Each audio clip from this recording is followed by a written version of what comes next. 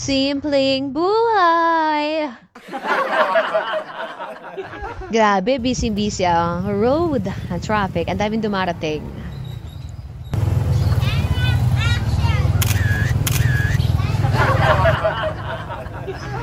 At dahil matagal namin nare-request na pumunta tayo dito sa lugar nila or sa baryo nila, ngayon pupuntahan natin. Siyempre, special kayo eh. Di ba? Di ba? Di ba? Asa na dyan yung mission dyan. Tsaka comment na comment. Dito naman sa baryo namin. At ang pupuntahan natin ay walang iba kundi sa tinatawag na Veras Road. Ting, ting, ting, ting, ting. Ayan, dito lang po yan sa may tabi ng Lopez High. Ayan, pasok na po tayo dito sa may Veras Hole. Ano ba ang tawag ng Veras? Ano ang tawag doon? Veras Hole ba yun? Basta. Dati hindi ko to alam eh. Meron palang daan dito. Meron palang mga kabahayan dito. As you can see, ang dami palang magandang bahay, malalaking bahay, and kabahayan dito. Medyo maliit lang yung road nila, pero carry na. Para siyang private, no? Pero barrio siya. Maganda rito. Mukhang malamig kasi maraming puno. Tapos peaceful, tahimik. Tinagalog ko lang English, Tagalog lang yun Sorry naman. So may covered court din pala dito, mga naglalaro yung mga bata.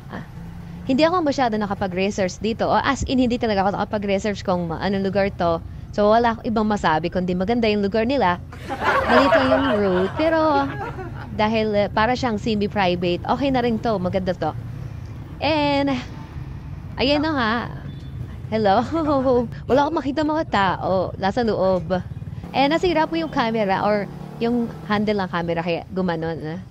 Andito na tayo sa may lugar na kung saan, maraming mga punong-puno. Ang ganda Tapos dito sa bandang to, para siyang farm na private. Tapos ang ganda ng pagkaka-landscape, ang ganda ng mga puno, ang ganda ng mga tanim. And then sa bandang unahan, at si Manong nagta-tricycle, nagmamadali naman masyado. Ayan, ang bilis-bilis, char. Aba, meron din pala dito nag-handicraft. Hindi ko alam kung may binabagsakan siya or supplier siya. For sure, siya